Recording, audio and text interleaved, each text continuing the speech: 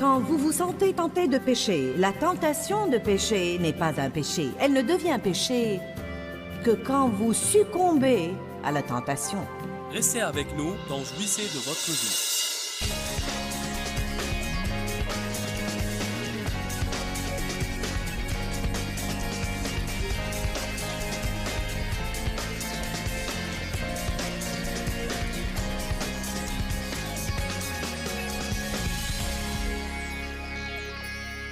Je crois que nous devons comprendre la tentation.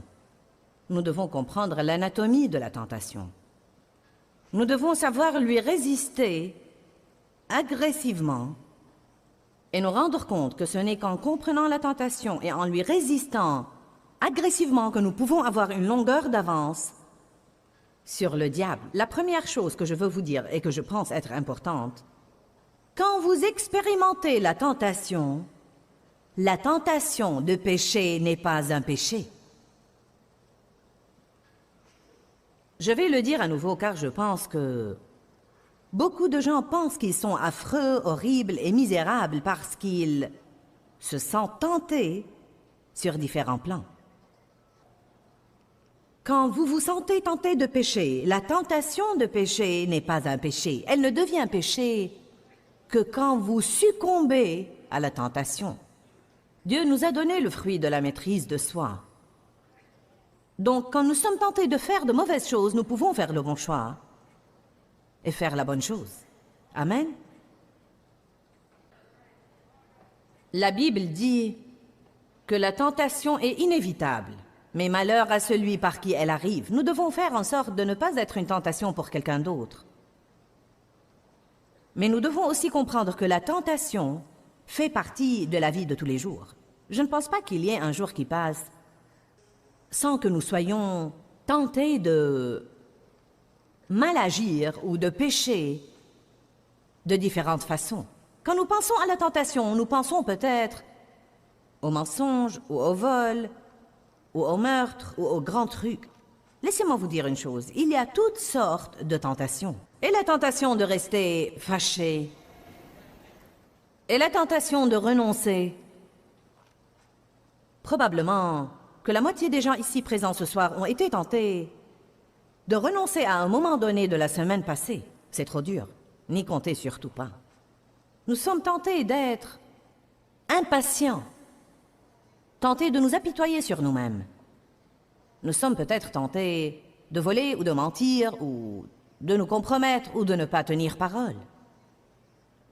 Les gens sont tentés au niveau de l'adultère, tentés de se plaindre, tentés de se soucier, de craindre, de trop manger, de dépenser plus qu'ils ne le devraient. Non, mais la tentation est illimitée. Nous avons fort à faire à lui résister. Une des choses dont nous avons besoin, c'est nous devons nous connaître nous-mêmes, car beaucoup de fois, il semble que le diable nous connaît mieux que nous ne nous connaissons nous-mêmes. Il connaît nos points faibles mieux que nous, car nous avons tendance à nous duper au sujet de notre personnalité. Nous avons tendance à ne pas vraiment vouloir être aussi familiers que nous le devrions avec les points faibles de notre vie. Je veux vous encourager à vous connaître vous-même. Je veux vous encourager à connaître les points qui sont des faiblesses en vous, car Satan va essayer d'exploiter toutes ces faiblesses. Ce sont des points où vous devez vous efforcer à résister encore plus fort. Combien de vous pensent en ce moment qu'ils connaissent leurs plus grandes faiblesses? Montrez-moi vos mains. Bon, eh bien, c'est beaucoup de vous. Mais pas vous tous. Je sais que ma plus grande faiblesse est une tentation à être impatiente quand les choses ne se passent pas de la façon dont j'aimerais qu'elles se passent, ou quand les choses n'avancent pas aussi vite que je veux qu'elles avancent, quand les choses ne me conviennent pas d'une façon ou d'une autre. Je sais aussi que l'impatience est le fruit de l'orgueil. Donc cela m'indique que j'ai un problème d'orgueil contre lequel je dois toujours prier et laisser Dieu traiter avec moi à cet égard. Je sais que la patience est un fruit de l'esprit, et quand les choses ne me conviennent pas ou que les choses ne me réussissent pas, je sais que si je vais suivre les conseils du Saint-Esprit, je devrais être patiente sous l'épreuve, au lieu de m'impatienter parce que j'ai une épreuve. Une autre chose qui serait une faiblesse pour moi, pas aussi grande que la faiblesse de l'impatience, mais quand même une chose qui est une faiblesse pour moi, c'est de me plaindre quand les choses ne me conviennent pas ou quand les choses ne se passent pas comme je le voudrais. Le souci pourrait être un problème pour moi, mais chose intéressante, seulement sur un certain point. Je ne vais même pas le mentionner. Je peux peut-être me décharger de tous mes soucis, sauf en ce qui concerne ce seul point, qui est un point de faiblesse pour moi. Je parlais à certaines personnes sur l'avion qui m'a amené ici. J'ai dit, je voudrais mener une enquête, et je me suis mise à parler à certaines personnes sur l'avion, certaines personnes qui voyagent avec nous. J'ai dit, je veux savoir quelle est votre plus grande tentation. Alors, ils ont dit des choses différentes. Quelqu'un a dit l'apitoiement sur soi. Un autre a dit les plaintes. Un autre a dit trop manger. Nous avons tous des points faibles avec lesquels nous devons être familiers afin de pouvoir prier à cet égard.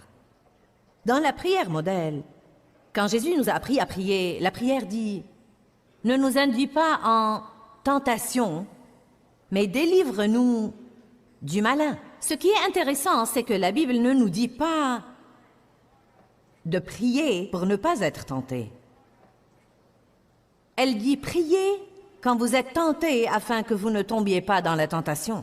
Je ne sais pas si ça vous dit ce que ça me dit, mais quand je l'ai d'abord lu depuis des années, c'était une vraie révélation pour moi car j'ai toujours pensé, si seulement le diable me laissait tranquille, si seulement il me laissait tranquille, si seulement je n'avais pas toutes ces tentations dans ma vie. Nous devons ouvrir les yeux et réaliser que c'est une façon de penser utopique. Ça ne va jamais être une réalité. Le diable ne va jamais nous laisser tranquille et nous allons toujours être tentés. Tant que nous sommes dans ce monde et tant que nous avons une chair, nous allons être tentés et tous les jours de notre vie, nous allons avoir à résister à la tentation.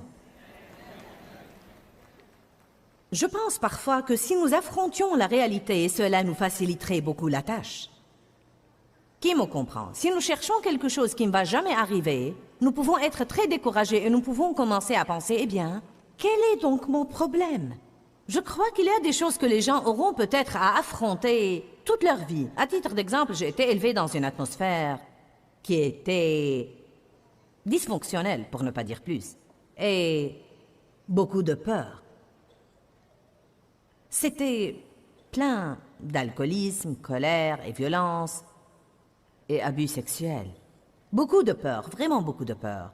Et j'aurais peut-être à résister au sentiment d'avoir peur toute ma vie, peut-être plus que quelqu'un d'autre, qui n'a pas été élevé de la façon dont j'étais élevé. Quand nous disons que nous surmontons une chose ou que nous avons été délivrés d'une chose, cela ne veut pas forcément dire que nous n'aurons jamais à lui résister ou à l'affronter à nouveau. Cela veut simplement dire que nous avons vu la vérité, que nous n'avons plus à être oppressés par cette chose ni à la tolérer.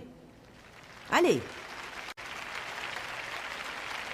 Je pense que c'est important de comprendre ça, car je crois que beaucoup de fois nous pensons que quelque chose ne va pas en nous et ce n'est vraiment pas le cas.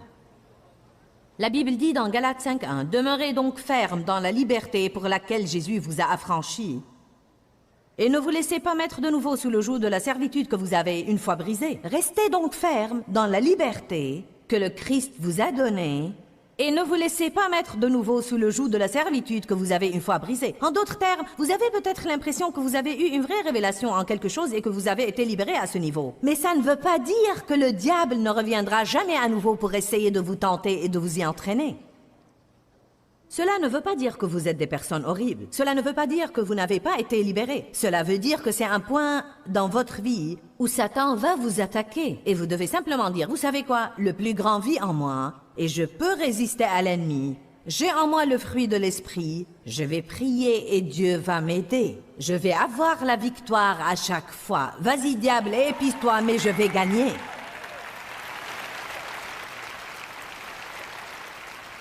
Dites tous avec moi en ce moment ce que Romains 8:37 dit. Dites, je suis plus que vainqueur. Dites, le plus grand vit en moi. Et j'ai déjà la victoire. Amen.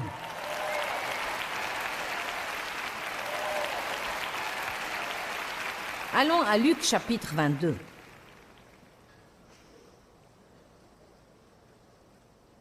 Il y a tellement de tentations aujourd'hui. Non, mais à tout bout de champ, c'est comme... Êtes-vous jamais tenté de regarder de mauvais trucs à la télé? Oui. Luc 22, 40. Et lorsqu'il fut arrivé dans ce lieu, il leur dit, « Priez afin que vous ne tombiez pas en tentation. » Il n'a pas dit, « Priez afin que vous ne soyez pas tentés. » C'est pratiquement inutile de prier afin de ne pas être tenté. Ce n'est même pas biblique. Ce que vous devez prier, c'est que quand vient la tentation, vous ne succombiez pas à cette tentation. Et nous avons bien besoin de prier cela. Vous savez, nous ne devons pas prier cela de façon générale.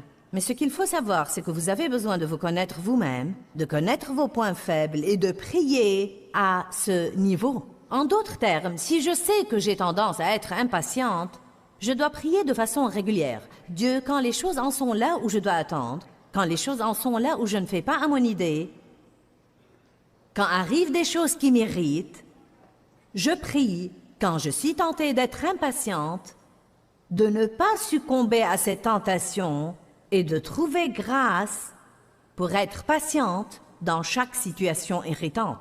Je vais vous dire une chose, nous avons trop confiance en nous-mêmes et nous supposons que nous pouvons faire face aux choses. Mais au fond, nous devrions prier bien avant que les choses arrivent et ainsi nous n'aurions pas de problème. C'est une partie très importante de ce message et je veux que vous la compreniez. Commencez à prier en avance, de façon régulière, pour les points où vous avez des problèmes et ne vous contentez pas d'espérer que quand vous serez tenté, vous n'aurez pas de problème. Qu'arriverait-il si les gens priaient de façon régulière pour ne pas trop manger au repas? Qu'arriverait-il si les gens priaient de façon régulière pour pouvoir manger les choses de façon équilibrée et ne pas trop manger? Qu'arriverait-il si les gens qui ont mauvais caractère priaient de façon régulière? Dieu, donne-moi la grâce de ne pas me mettre en colère. Donne-moi la grâce, quand je suis tentée de m'emporter, de rester en paix. Je crois vraiment que c'est un des points les plus importants dans ce message que Dieu veut que les gens comprennent. Priez en avance. Priez de façon régulière pour vos points faibles. Et si vous le devez, priez pour ça toute votre vie. Il y a certaines choses que je prie tous les jours. Je prie tous les jours et je demande à Dieu de me pardonner mes péchés. Pourquoi ne pourrais-je pas lui demander tous les jours de m'aider dans les points que je connais? Dieu, aide-moi à ne pas me plaindre. Aide-moi à ne pas être impatiente. Aide-moi à ne pas me soucier sur ce point que je sais est une faiblesse pour moi. Dieu, je te demande en avance, car je sais déjà que si tu ne me fortifies pas quand je suis tentée sur ce point, que je vais succomber. En fait, Jésus a dit, il y a quelque chose qui va arriver là. Priez en avance, afin que quand la pression empire, que vous ne tombiez pas en tentation. Regardons ce qui va arriver. Lorsqu'il fut arrivé dans ce lieu, il leur dit, priez afin que vous ne tombiez pas en tentation. Puis il s'éloigna d'eux à la distance d'un jet de pierre et s'étant mis à genoux, il pria. Jésus lui-même a prié. Il a dit, Père, si tu voulais éloigner de moi cette coupe, toutefois que ma volonté ne se fasse pas, mais la tienne. Il préférait ne pas l'endurer. Mais si je dois l'endurer, alors, comme tu veux, je te demande simplement de me fortifier pour pouvoir l'endurer de la bonne manière. Parfois, la seule façon dont nous voulons prier, c'est que la chose soit éloignée. Ça ne nous intéresse nullement de bien la supporter. Regardez ce qui est arrivé au verset 43. Alors un ange lui apparut du ciel pour le fortifier dans l'esprit. Si nous prions en avance, Dieu enverra ses anges pour nous fortifier. Et quand vient la tentation, nous serons capables de lui résister car nous avons prié en avance. Nous n'avons pas attendu que la tentation soit là pour essayer de nous en occuper nous-mêmes. Comprenez-vous ce que je dis ce soir? Parfois, nous essayons de nous en occuper nous-mêmes. Nous essayons de résister dans la chair, alors que nous devons demander à Dieu de nous aider. Verset 45. Et 46. Et quand il se leva après avoir prié, il vint vers les disciples et les trouva endormis. Et il leur dit, pourquoi dormez-vous? Levez-vous et priez afin que vous ne tombiez pas en tentation. Allez à Matthieu 26.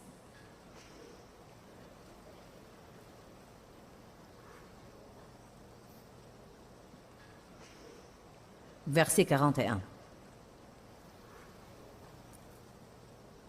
Dites tous à voix haute, je dois prier.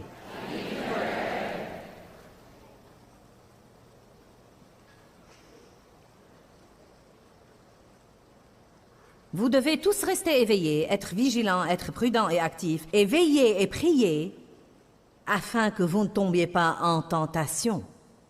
L'esprit est bien disposé, mais la chair est faible. Nous pouvons avoir les meilleures intentions et succomber. La seule chose qui va nous aider, la seule chose qui va nous sauver, c'est de prier en avance pour des points où nous savons que nous sommes faibles. J'aimerais que vous ouvriez Hébreux chapitre 2, verset 18. J'ai plusieurs écritures que je veux vous montrer à ce sujet. Hébreux 2, 18 parle de Jésus. Il dit, car ayant lui-même, dans son humanité, souffert en étant tenté, testé et éprouvé, il est capable immédiatement de courir au cri de, et je souligne au cri de, et je mets à côté prière. Il est capable de courir au cri de et d'aider et de soulager ceux qui sont tentés et testés et éprouvés, et qui par conséquent sont exposés à la souffrance. Vous devez comprendre que si vous êtes éprouvé et que vous résistez à la tentation, il va y avoir quelques sentiments de gêne. Il va y avoir quelque chose que nous pourrions tous appeler souffrance, alors que nous attendons que Dieu nous en délivre. Parfois, même quand vous résistez, tous les sentiments ne disparaissent pas immédiatement. Parfois, vous devez tenir bon et vous devez résister pour quelque temps. Si je suis vraiment furieuse à mort contre Dave ou quelqu'un d'autre, ou d'une certaine situation ou quelque chose comme ça, ce n'est pas parce que je dis « Eh bien, Seigneur, je sais que je ne devrais pas être furieuse » que tous mes sentiments vont disparaître immédiatement. Parfois, je dois prier pour quelque temps. J'ai même fait des choses comme aller dans ma chambre de prière ou aller dans mon bureau. Je me rappelle une fois avoir dit au Seigneur, quelqu'un m'avait profondément offensé, et j'avais été blessée, et je savais bien que je ne devais pas garder rancune. Je savais ce que ça ferait à ma vie spirituelle, je savais ce que ça ferait à ma vie de prière. Je savais que je devais surmonter cela, je savais que je ne pouvais pas décider de ne plus me sentir comme ça, je savais que je devais avoir une aide de Dieu. Je suis allée dans mon bureau, et je me suis allongée sur mon tapis, j'ai mis mon visage entre mes mains, j'ai dit, Dieu, je ne me lèverai pas d'ici, avant que tu ne me donnes la grâce de sortir d'ici et de bien traiter cette personne.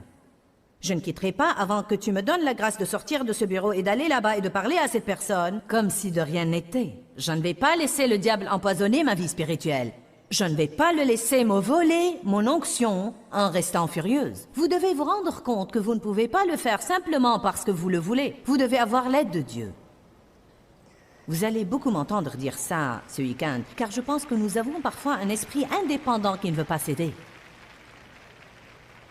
Parfois, nous devons être assez dogmatiques et dire « Je resterai là jusqu'à avoir la victoire ».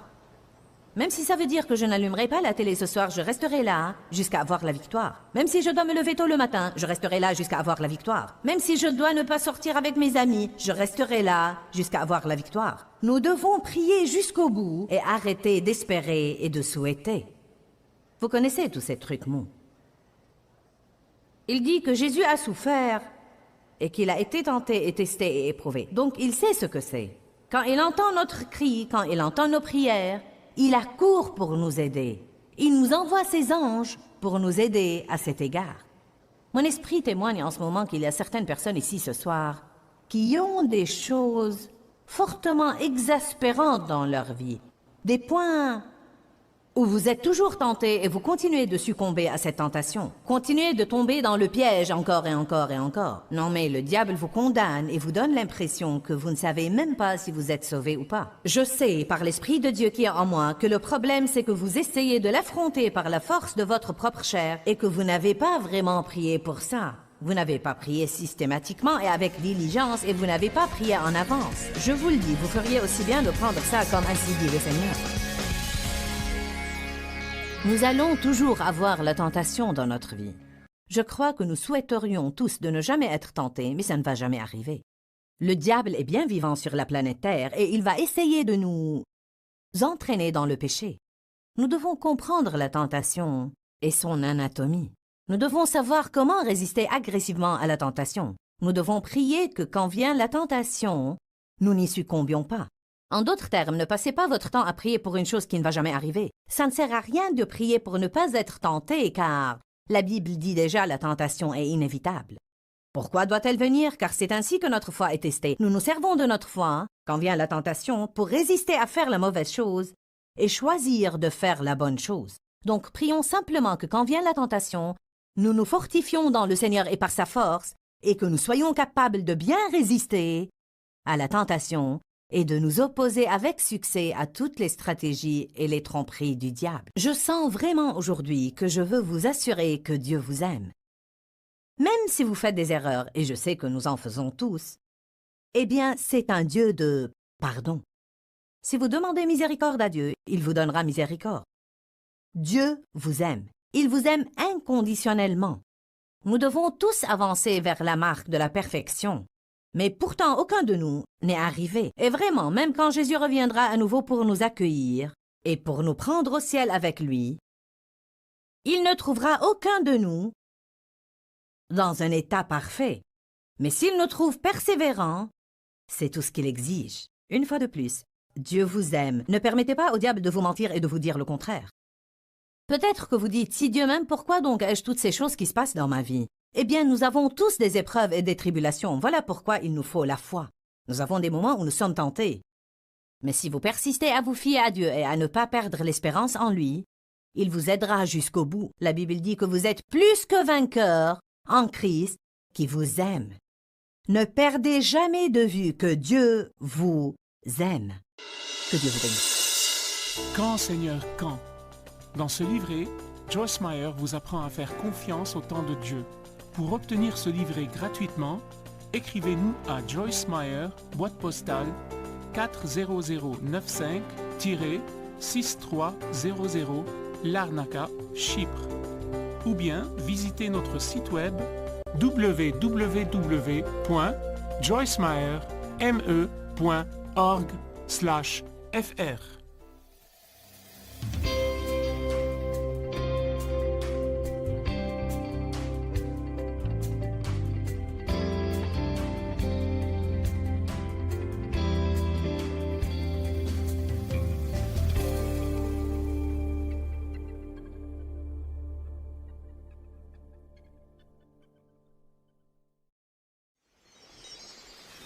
Nous ne savons jamais ce que nous savons vraiment avant d'être mis à l'épreuve. Nous ne sommes jamais promus au niveau suivant avant de passer notre test. Ce qu'il y a de bien avec Dieu, bonne nouvelle, c'est que vous n'êtes jamais renvoyé de l'école du Saint-Esprit. Vous allez subir le même test encore et encore et encore et encore jusqu'à ce que vous le passiez. Restez avec nous dans Jouissez de votre vie.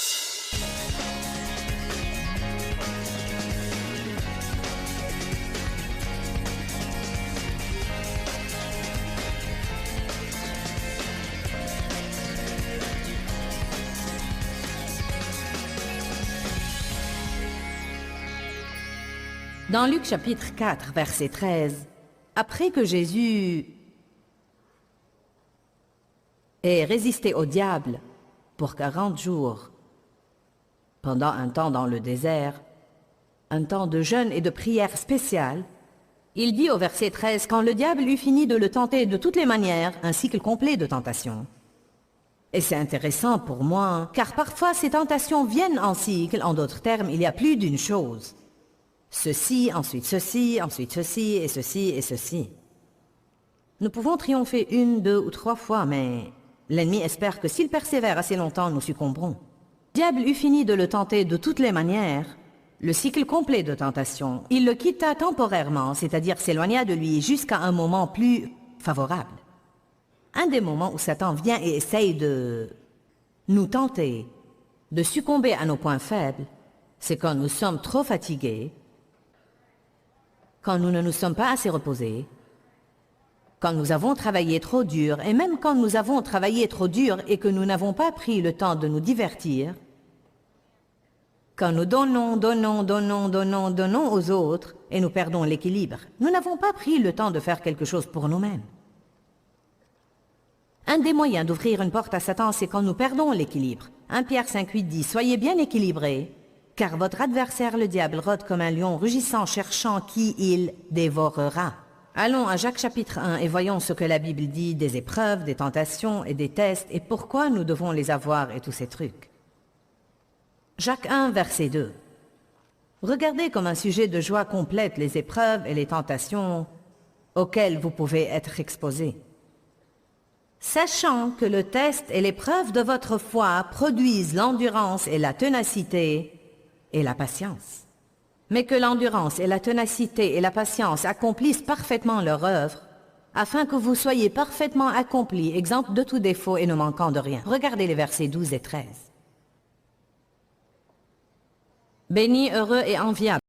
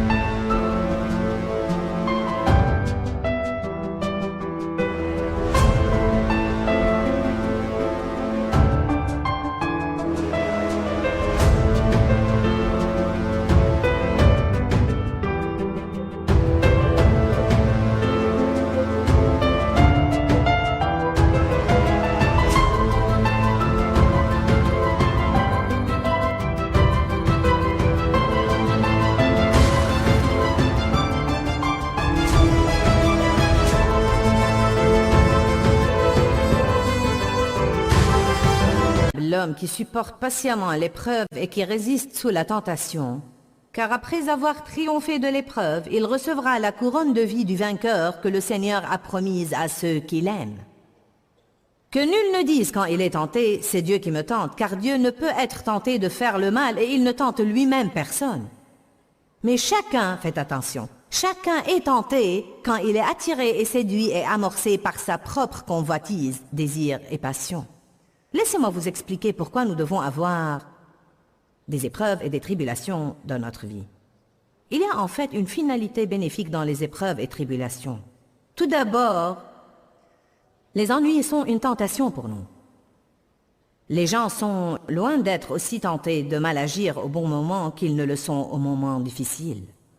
Et en fait, beaucoup de choses qui arrivent dans notre vie sont simplement des tests.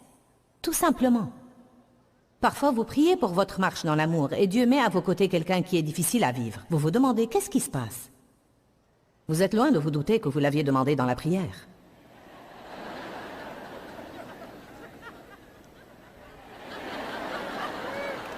Amen. Personne ne veut prier pour la patience, car quand vous priez pour la patience, vous allez être testé. Nous sommes tous maintenant assez intelligents pour le comprendre. Autrefois, j'avais une série d'enseignements sur la patience sur ma table de cassette. Les gens disaient « Oh, vraiment, nous ne voulons pas acheter ça. Si nous achetons des cassettes sur la patience, nous allons avoir des ennuis. » Bien. Pourquoi cela? Tout d'abord, il ne suffit pas de connaître des choses. Elles doivent être prouvées dans notre vie. Tous les enfants qui passent par les classes élémentaires, par le lycée, qui grandissent et qui deviennent adultes et vont à l'université, nous avons tous assez de bon sens pour savoir que, quoi que vous pensiez que vous connaissez, vous ne serez jamais admis au niveau suivant avant d'être testé sur ce que vous pensez connaître. Le plus grand problème que nous avons à l'Église, c'est que les gens écoutent toutes sortes de trucs. Mais quand vient le moment de l'éprouver dans leur vie, ceux qui les mettent en pratique sont moins nombreux que ceux qui se bornent à les écouter. Nous pouvons écouter, écouter, écouter, écouter. Il n'y a pas de douleur à vous asseoir ici ce soir pour écouter la parole. Ça ne vous fait pas mal d'écouter la parole. J'ai fait tout le travail. Je suis celle qui a payé le prix. Vous êtes assis là. D'accord. Mais quand ce sera fini, vous vous mettrez au travail. Parce que vous allez revenir à la société et vous allez être testé sur les points que vous avez appris ici et vous allez être tenté par le diable de faire ce qu'il ne faut pas et par Dieu de faire ce qu'il faut. Vous allez avoir à prendre une décision quant à quelle tentation vous allez céder. Si vous allez être tenté de résister au diable ou si vous allez résister au Saint-Esprit et obéir à votre chair. La chose qui sépare savoir de faire, c'est la douleur.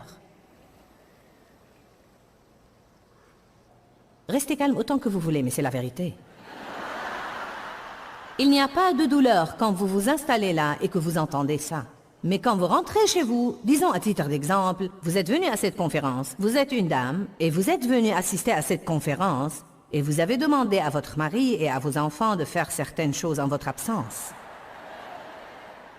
Vous avez dit, j'aimerais que vous fassiez ceci et cela et ceci et cela. Vous avez même pensé, quand je rentrerai chez moi, il vaudrait mieux pour eux que je ne rentre pas pour trouver une grande porcherie. Vous vous êtes déjà préparé à piquer une crise dès que vous entrez par la porte. C'est vrai? Quand je vais rentrer, il vaudrait mieux pour eux. Et s'ils ont fait, et s'ils n'ont pas fait, et je vais ceci, et je vais cela. Et le diable dit déjà,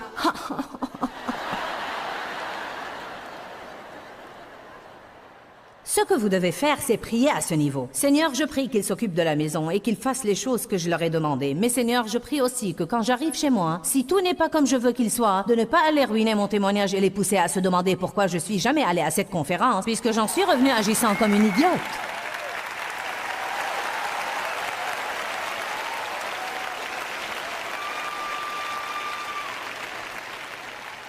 Bon, maintenant, il y a une possibilité que bien que vous ayez prié et que vous vous êtes mis dans la tête que les choses doivent être d'une certaine façon, Dieu peut rester les bras croisés et ne pas laisser tout être exactement comme vous le voulez, car ça va être un test qu'il veut que vous passiez pour voir si vous êtes prêt maintenant à être promu au niveau suivant de bénédiction que vous avez demandé à Dieu.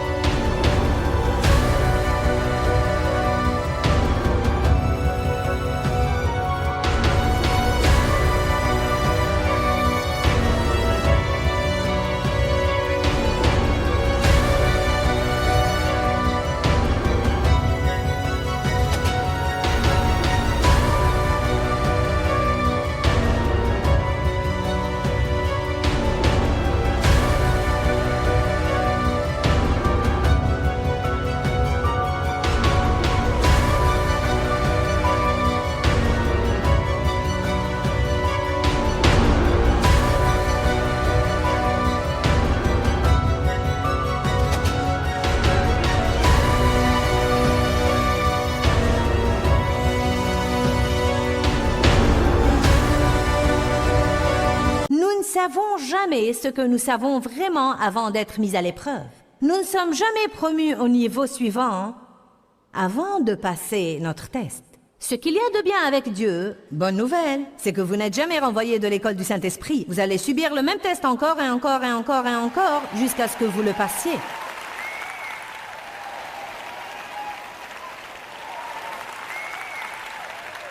Quel est le vrai avantage de ces épreuves et de ces tentations que nous endurons? Il y a des choses en nous que nous ne croyons pas qu'elles sont en nous.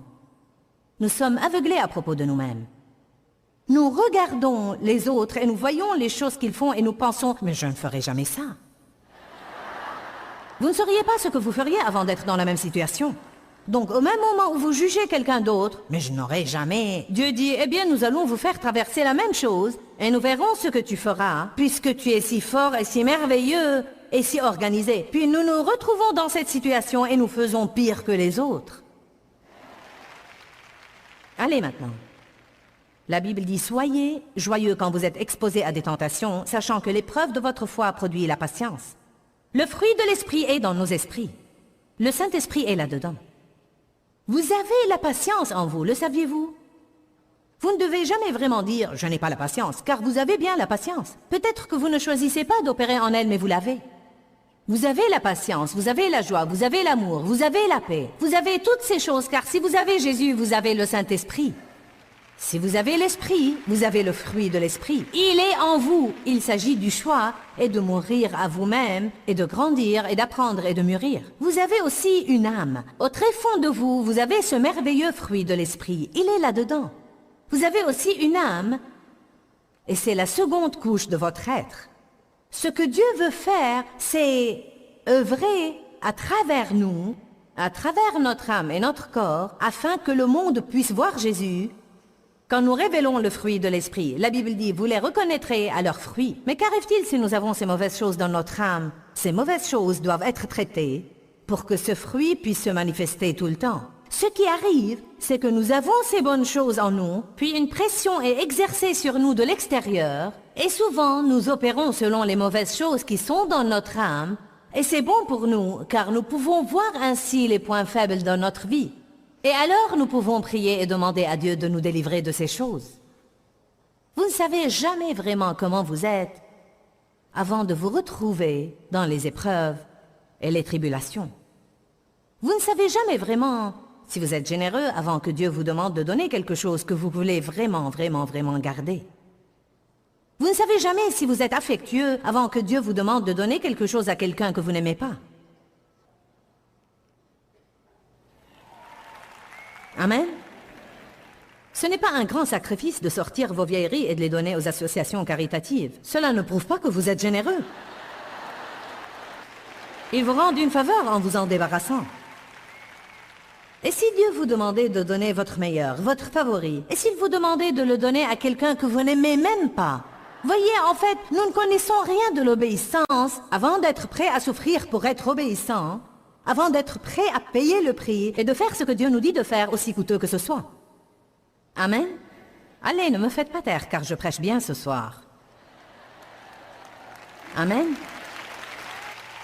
La Bible dit que nul ne dise quand il est tenté, c'est Dieu qui me tente, car Dieu ne tente personne de faire le mal. Dieu nous permet de traverser des choses que nous aurions préféré ne pas traverser.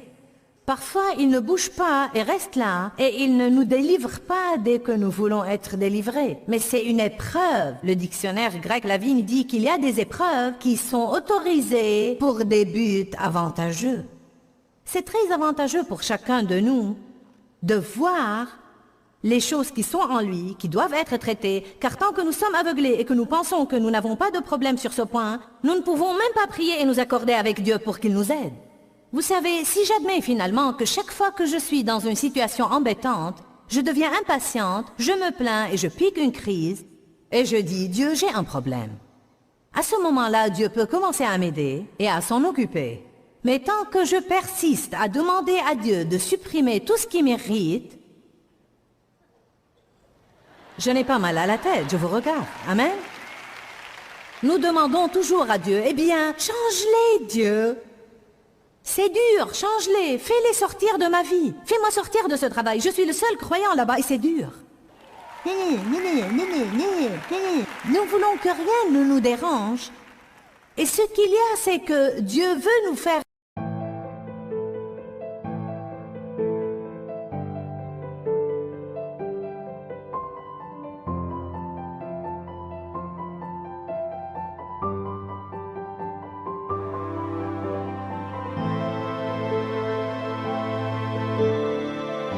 arriver au point où, quoi qu'il arrive, ça ne nous dérange pas.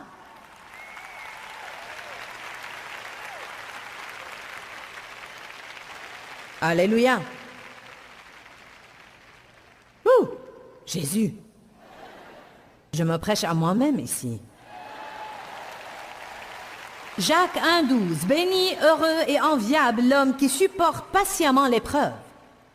Non pas la personne qui peut vivre dans ce parfait petit monde où rien ne les dérange jamais, mais la personne qui supporte toujours et patiemment l'épreuve et résiste sous la tentation, car après avoir triomphé de l'épreuve, il recevra la couronne que le Seigneur a promis à ceux qui l'aiment. Ne dites pas quand vous êtes tenté, c'est Dieu qui me tente, car Dieu ne peut être tenté par le mal. Mais chacun est tenté quand il est attiré par sa propre convoitise, par ses propres faiblesses et ses mauvais désirs. Vous devez vous rendre compte que quand il y a une chose à laquelle vous succombez toujours, ne persistez pas à la mettre sur le compte des circonstances et des autres, mais soyez honnête avec Dieu et dites, j'ai un problème à ce niveau, Dieu, et je crois que si je vais être honnête avec toi et l'admettre et me repentir, que tu vas m'aider à m'en débarrasser. Je vais prier à ce niveau et je vais étudier à ce niveau jusqu'à ce que je sois assez fort, que quelle que soit la tentation qui vient à moi à ce niveau, j'aurai le dessus et j'aurai la victoire.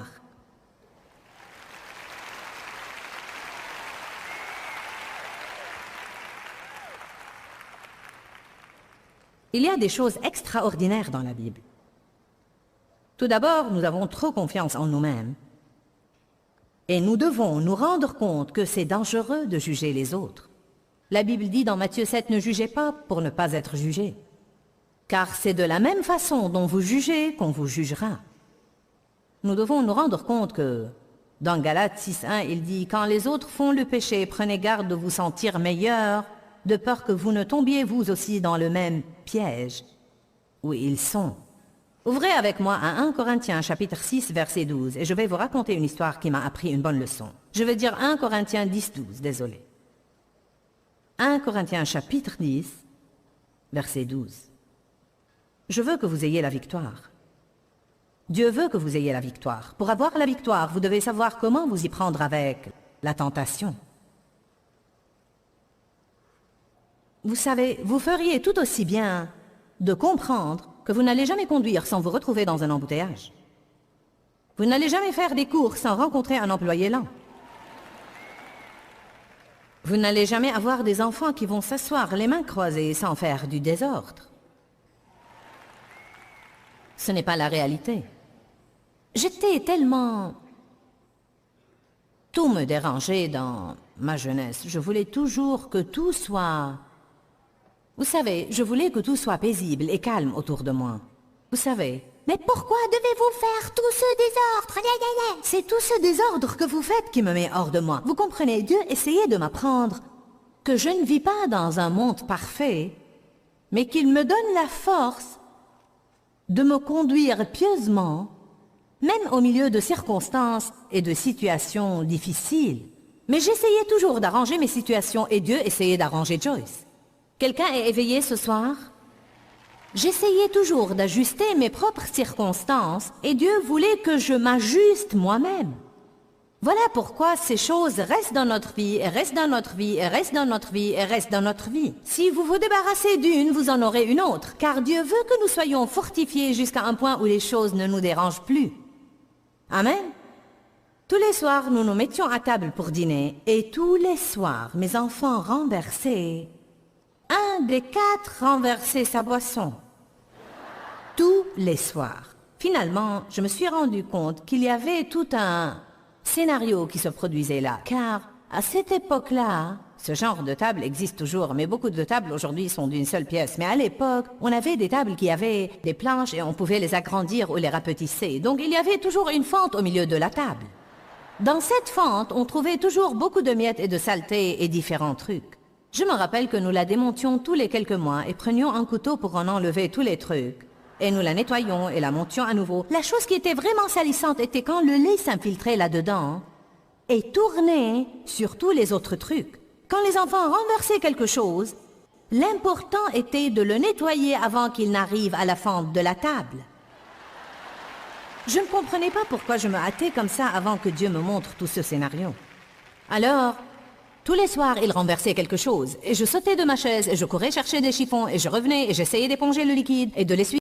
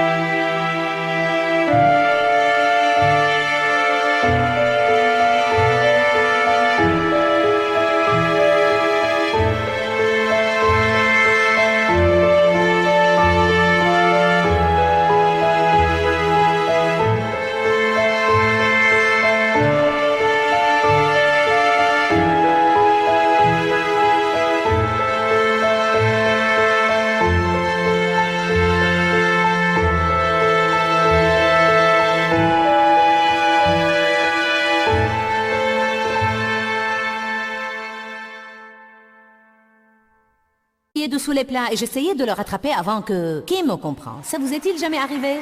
Je devais me dépêcher avant que ça arrive à la fente de la table. Bon. Et donc, un soir, je n'y suis pas arrivée et le liquide coulait dans la fente et coulait sur les pieds de la table. Et moi, j'étais sous la table pour essayer de l'éponger de sur les pieds. Je suis en bas, fulminant et vitupérant et tempêtant. Impossible de manger dans cette maison. Je me demande pourquoi la paix est impossible ici. Et les enfants commençaient à faire... Dave est comme, je ne sais même pas pourquoi je rentre à la maison le soir. Je veux dire, toute la soirée était gâchée.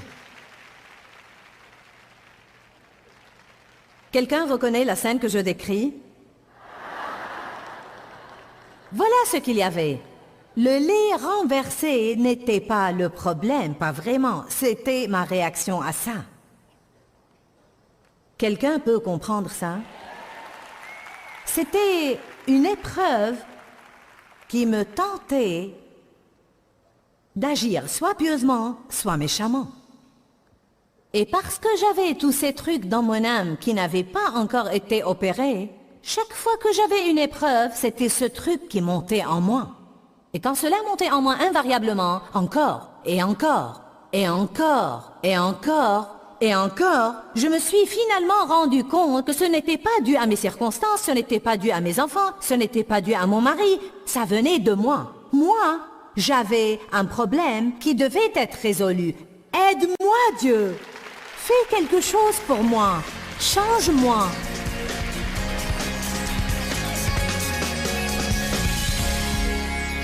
Nous allons toujours avoir la tentation dans notre vie. Je crois que nous souhaiterions tous de ne jamais être tentés, mais ça ne va jamais arriver. Le diable est bien vivant sur la planète Terre et il va essayer de nous entraîner dans le péché. Nous devons comprendre la tentation et son anatomie. Nous devons savoir comment résister agressivement à la tentation. Nous devons prier que quand vient la tentation, nous n'y succombions pas. En d'autres termes, ne passez pas votre temps à prier pour une chose qui ne va jamais arriver. Ça ne sert à rien de prier pour ne pas être tenté, car la Bible dit déjà la tentation est inévitable.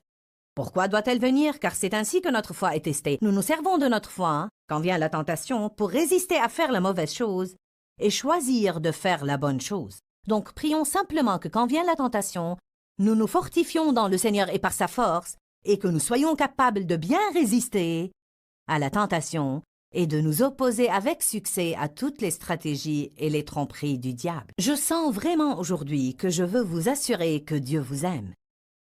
Même si vous faites des erreurs, et je sais que nous en faisons tous, eh bien, c'est un Dieu de pardon. Si vous demandez miséricorde à Dieu, il vous donnera miséricorde. Dieu vous aime. Il vous aime inconditionnellement. Nous devons tous avancer vers la marque de la perfection. Mais pourtant, aucun de nous n'est arrivé. Et vraiment, même quand Jésus reviendra à nouveau pour nous accueillir et pour nous prendre au ciel avec lui, il ne trouvera aucun de nous dans un état parfait. Mais s'il nous trouve persévérants, c'est tout ce qu'il exige. Une fois de plus, Dieu vous aime. Ne permettez pas au diable de vous mentir et de vous dire le contraire. Peut-être que vous dites, si Dieu m'aime, pourquoi donc ai-je toutes ces choses qui se passent dans ma vie? Eh bien, nous avons tous des épreuves et des tribulations. Voilà pourquoi il nous faut la foi. Nous avons des moments où nous sommes tentés. Mais si vous persistez à vous fier à Dieu et à ne pas perdre l'espérance en lui, il vous aidera jusqu'au bout. La Bible dit que vous êtes plus que vainqueurs en Christ qui vous aime. Ne perdez jamais de vue que Dieu vous aime.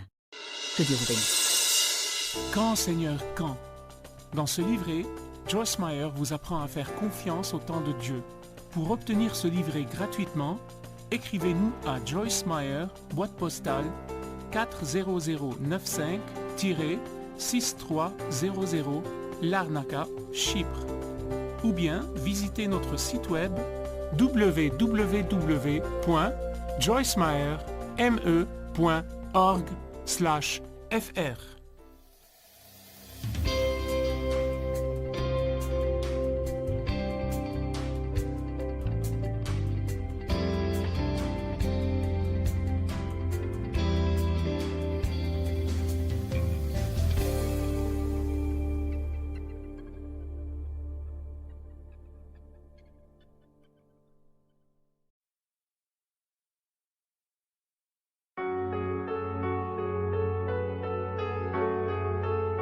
Step 1, wake up early, gonna rise with the sun.